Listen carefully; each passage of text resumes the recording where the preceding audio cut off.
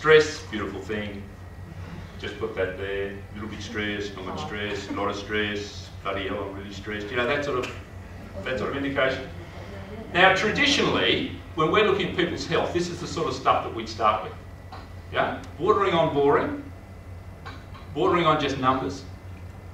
And it requires people to understand what the numbers actually are. Who gives a rat's whether your cholesterol's 5.723 or 4.658? You do. Fantastic. We're going to have some challenges with you. We're not in the chair, and you're taking me on with the cholesterol. Beautiful. You'd like to know the numbers? Yeah. Fantastic. Well, you might love this. Just hang in there. I'll talk to you then. The rest of you just talk amongst yourselves while we sort this out. So what we need to do then is tally those points, if you haven't already done so in your head as you've gone along, because we're obviously gifted and talented. Okay, done that? So this gives us an overall total cardiac risk score. And from that you can see low, below average, above average, high risk. Okay?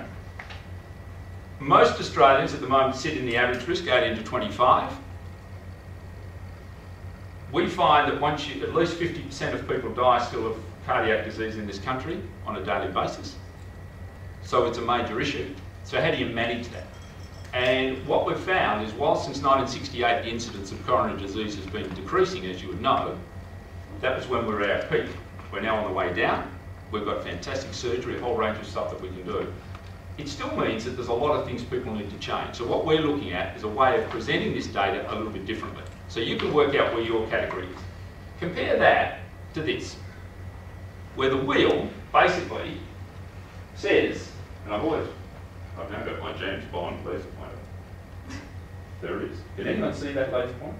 Mm-hmm. So what we're, fantastic. So if you follow the wheel, it's actually categorised. Each of the slices of the wheel represent one of the risk factors. Because what we've done is split the risk factors into modifiable risks and non-modifiable. Obviously on that list, I mean the fact that you're born male increases your risk. Getting older increases your risk. Can't do much about that. You can, but the procedure is very invasive. And what we've done here, very good, is actually looking at how can we modify these risks. So the top couple, you look at blood pressures, and so here's our stress level. And so what we've done is actually colour code these. So when you see that wheel come up, what do you say? What's this guy tell you? What's it automatically say? What's the areas we need to manage? He's a slob, high cholesterol, so he's going to clog up, and he's a fat bastard, basically. All right? They're technical terms that we use quite a lot in the work. And look at this. And so what we're finding is that anyone who is then in the purple zone, so if you're in the red zone or the purple zone, clearly in terms of management, it's fantastic because you can then talk specifically about that. Because in your risk category, you may all have the same number.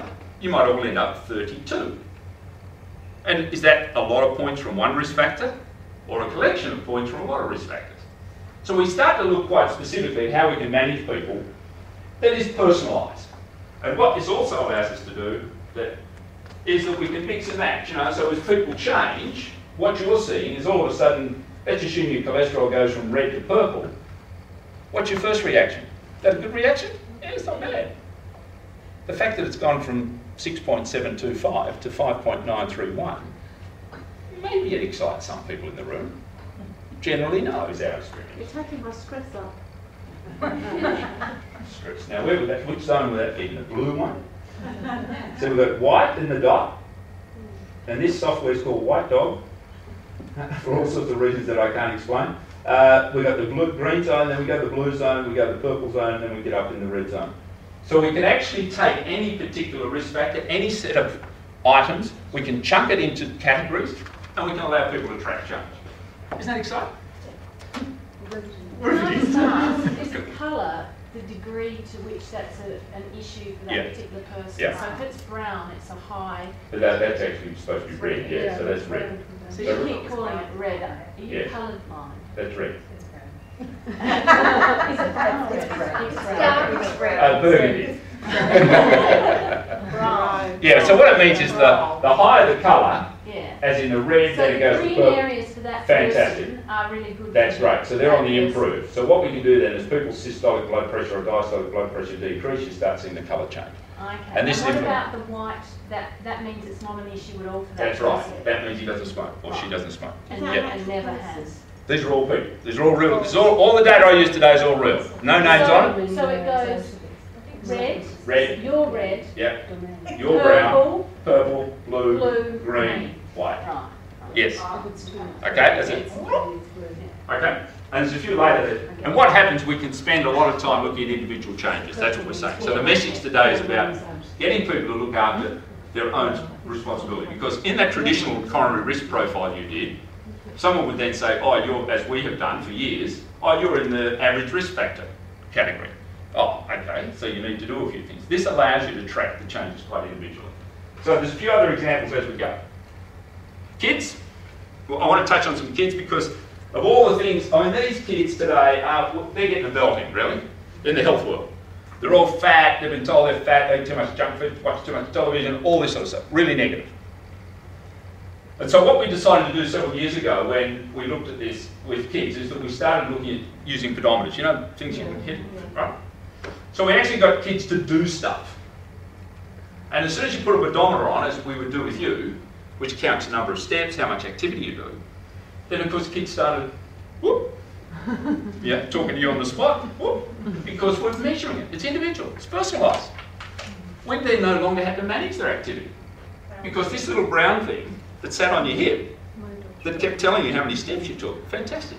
So we could actually manage that.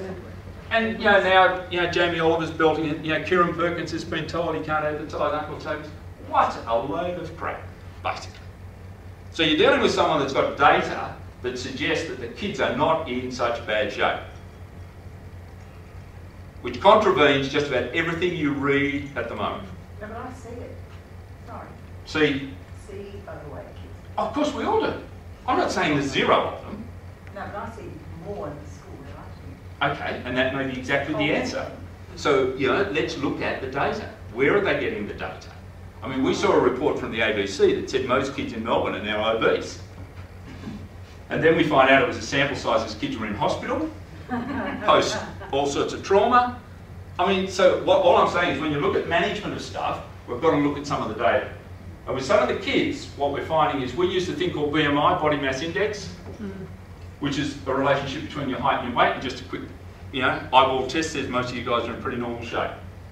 So BMI means if your BMI is 25, you've got 10 kilos on you don't need. If your BMI is 30, you've got 20 kilos on you don't need, and so what you define as obese. Overweight or obese. And we've been told that there's 20 to 22% of our kids are at least in the obese zone. Let me show you some data. And again, I don't want to get too excited about this, but I'll sit down because otherwise my thighs will wear out. You happy for me to sit and so you can see that thing? What I want you to look at is, I'll set it up and then you can go through it. We were basically looking at, and this is for year 6 through to year 10, it's a northern school, there's about 650 kids in the sample, so it's a reasonable size. Underweight, the yellow one. I guess we have to get agreement from the group as to what colours I'm actually using here now. Normal, blue, or grey, as it may be, depending on how your eyes are. Overweight, I've deemed here, we've looked at a sort of a purpley sort of colour, and then the red zone is the obese zone, right? So we've got 5% of these kids.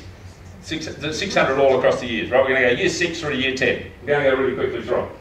What I want you to look at is just how the patterns change, both within each, you know, males and females clearly, but also the number of kids in this group that are in fact underweight. All right? And again, we're talking of BMI. Now this will become even more relevant in a minute because there's no Australian norms. That's the other thing. We're comparing to